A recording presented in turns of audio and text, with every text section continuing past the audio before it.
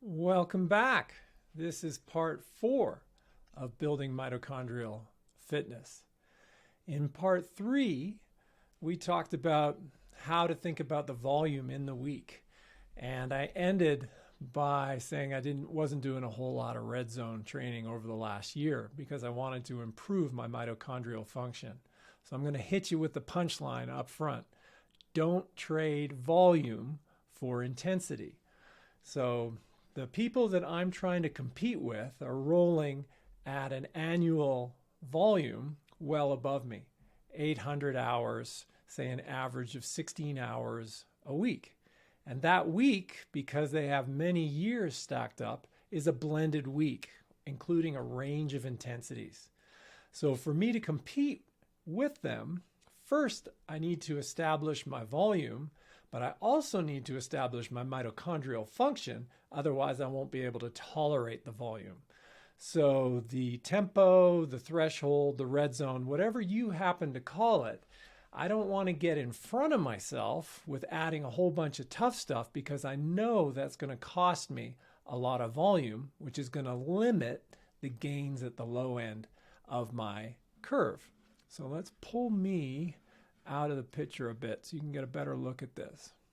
Now, whenever someone starts talking to you about intensity zones, what I recommend you do is tie the discussion to the first lactate threshold and the second lactate threshold, so you get a clear idea of what their zones mean.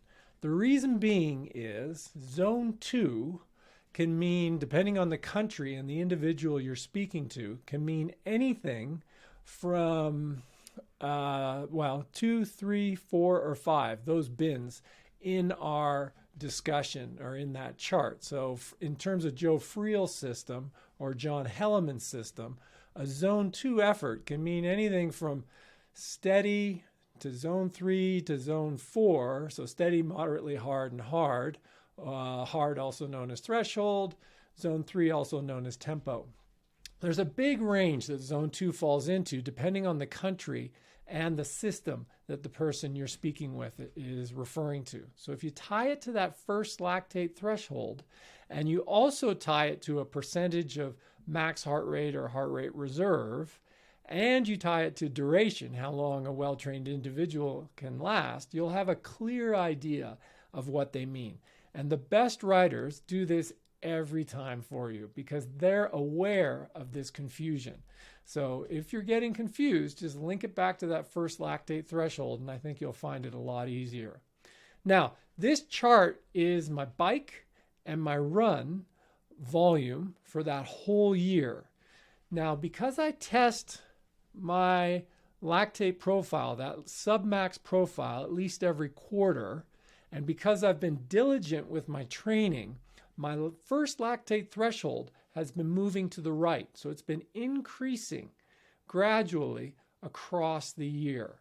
So part of the reason this first bin looks so big was the data that you saw in part 2 and in part 3.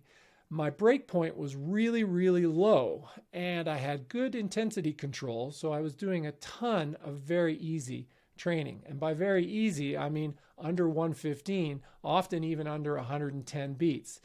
So long warm-ups, never really pushing heart rate up early if it was a cool morning, either indoors or outdoors, and just logging the hours, logging the heartbeats.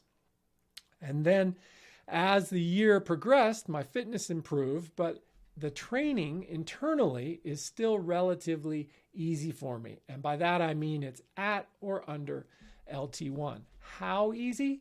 Those first 2 bars are 90% of my time for the whole year.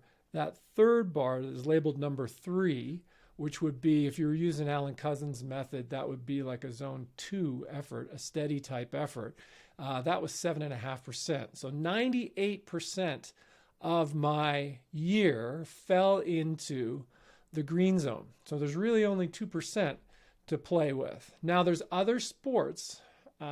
Strength training isn't really green zone training. It's a different type of training, as well as my swim training, particularly for the first probably 4 to 6 months, regardless of my heart rate, my swim training was relatively internally stressful for me. I didn't, just like my running, I didn't have the ability to swim easy. It was all going to be relatively stressful for me.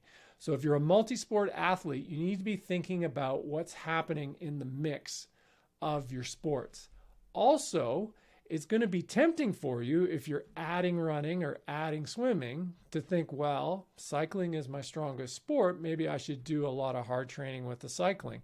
I don't think so. I wouldn't recommend that. If you're adding running, particularly running volume, you're adding stress, internal stress from the breakdown, from the impact of the running, the ground reaction forces, and also just the metabolic stress that we saw in my lactate test. Same deal with swimming, particularly if you're one of those swimmers that's a one-speed swimmer. You're either stop or go and you don't have much range. You can assume that all your swimming is effectively a threshold effort in terms of internal stress. So we'll be adding to this discussion with the next part. Thanks for listening.